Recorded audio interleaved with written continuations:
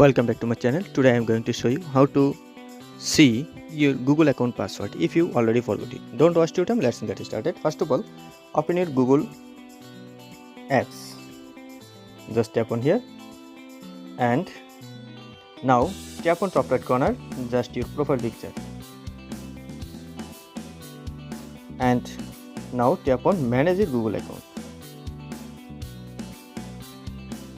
Just wait for loading.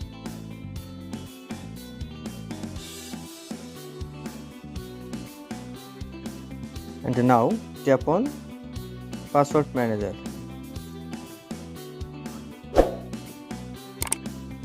and then search here, just write Google